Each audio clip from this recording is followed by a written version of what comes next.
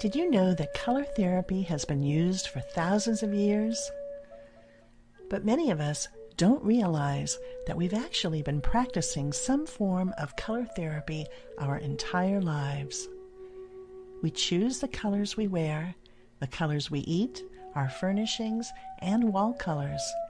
And whether you're selecting a color for your next car or toothbrush, all of your color choices are meant to make you feel better. I'm Elaine Marie, the director of Aura House School of Color and Light and the founder of Color Therapy Month.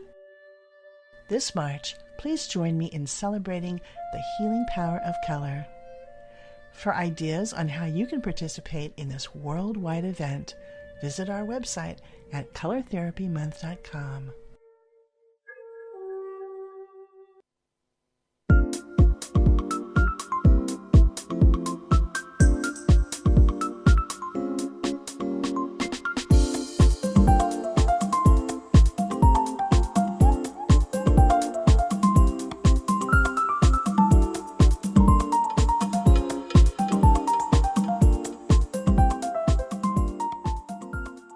Rainbow blessings, and welcome to the Color Calendar. I am Elaine Marie, and I will be your guide as we look through life's kaleidoscope to find the most colorful people and the most colorful events in the world. My guest today is Valentina, the owner of Valentina Interiors and Designs, an international company based in San Francisco, California. Valentina's interior design projects have been featured in a number of publications, including Vogue magazine in Italy, California Home and Design, and Antiques and Designs. Besides her love for designing, Valentina is a passionate cook who organizes culinary tours to her homeland in the region of Puglia, Italy. She is the author of 2 cookbooks on Italian cuisine and a book on color theory called RED: A Voyage into Colors. Valentina says her goal is to transform people's life energy while transforming their spaces and colors. After looking at examples of your work, Valentina, it appears that you have enjoyed quite the colorful life. And it all began in Italy as a fashion designer. Yes. What was the best thing about working in the fashion industry? Well, obviously, the fashion industry is a very glamorous. It's a hard work. Don't think that the fashion industry is easy and all creativity. It isn't. There is the creativity aspect, but compared to the rest of what people don't see behind the scene, the creativity is probably 20%.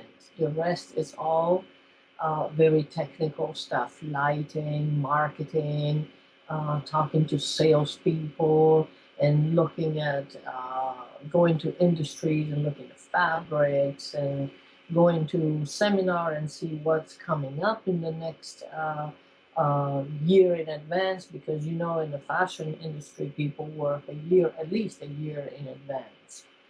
In fact, right now, the fall and winter 2014 has already been decided last December, last fall, and last 2013 fall for this year. So, and that's what it's all about. It's a hard work. It feels like designing on steroids, because everything has to be done fast, quick, and you have to be a fast thinker. But all in all, it's very satisfying because fashion makes people look good. If the colors, especially, are good for that one person, that person looks like $1 million box, $1 million. Well, I wish that our listeners could see you right now because you are so beautiful and the colors you're wearing are beautiful, and they seem to be a cross between aqua and turquoise and baby blue. And do you normally gravitate towards the calm, peaceful colors? First of all, thank you for all these compliments, but no, I don't gravitate around these colors. They are the peaceful colors that you just mentioned are my zodiac sign colors because I'm a Libra and I have my ascendant is a Venus. So very feminine and very calming colors. But no, I also like to wear very bright colors. Yellow, for instance, is one of my color. And I like to wear, according to the situations I'm in, I like to wear the perfect color for that moment. For instance, red is, even though I wrote a book that is called Red, A Voyage into Colors, but red, I don't wear it on my face, around my face, because it makes me very agitated. So it raises my blood pressure, so I can't wear red around my face. But I do wear it when I sign contracts with people because pushes people into the urgency of putting that signature on my paper.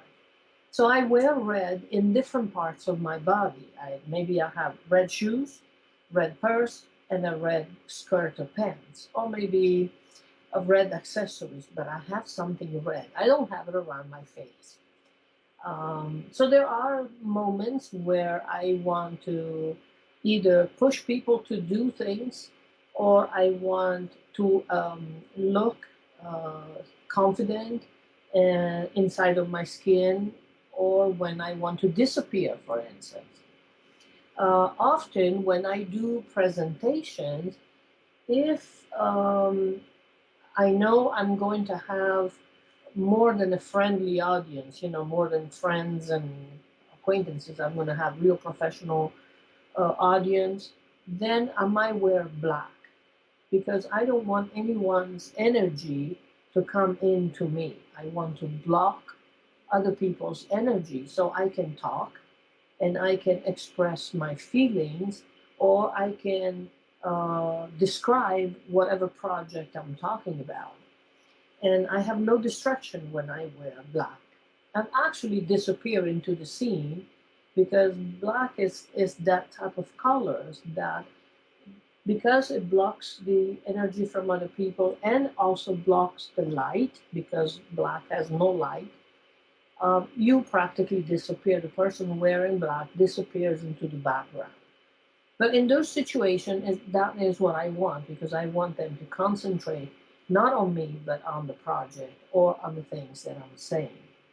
Well, Valentina, I want to change subjects here for a moment to a subject that I really love to talk about, and that is food. I lived in Italy for a few years and I can't wait to get back. I just felt so comfortable there. And one thing that always amazed me was how much love and pleasure Italians placed in the creation and the presentation of their meals. And it didn't seem to matter whether the meal was served in a restaurant or someone's home. The cook went out of their way to make sure it was very colorful and very appetizing, almost like a work of art. So I know you were raised in a family of artists and food connoisseurs. Yeah. So was that something that you learned as a child? I was prevented to cook and become closer to the kitchen when I was growing up because my duty, I was told, my parents told me that your duty is to study and become someone. Leave the kitchen alone. But it's hard to do when you live in Italy with a family who love to eat, love colors, and I was surrounded by artists of any kind of type of art. So it's hard to do. In my family, everyone cooked, from the young kid to the oldest person. So I learned to eat, and that was one thing I did really well. And when it was my time to cook on my own because I had left home, then I cooked from memories. I knew exactly how a dish was supposed to taste. how a particular food was supposed to taste, and I cooked with a memory or by memories. Everything came out as it was supposed to be because I learned to eat. And what they taught me, what my parents and my family generally taught me, was to know how to taste the food. When we sat at the table, we discussed our family business and our things, but mostly we discussed food. This is tough. This is not. This is soft. It was supposed to be like this. And if you cook it 5 more minutes, we'll give you this effect. We all interact with this kind of question and answer, or just stating fact. This looks good, tastes good, and this is done to perfection. So it was taught subliminal, I have to say, because when I heard all these things, I wasn't able to cook because they didn't want me around the kitchen. So I learned to eat, and that gave me then the expertise to know how to cook. And my first 2 books I wrote are cookbooks, and I did that to get it out of my system.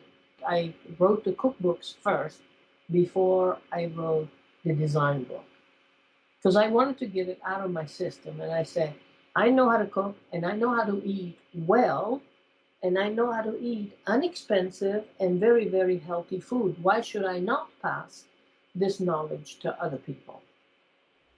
And what about the colors? And What the about the color. colors in the meals? Yes, the colors How are important is that? very, very important. Colors in the food and they have to be really balanced. And we don't do it by numbers or we don't do it because we know the technique. We just do it naturally because we know that red and yellow looks good together and we put it together. And we know that brown food are not that appealing by themselves, like mushrooms. So what do you put next to something that is really brown like mushrooms? We put something vivacious. Okay, we put yellow peppers or we put greens in it, but not dark greens. We put the lighter greens.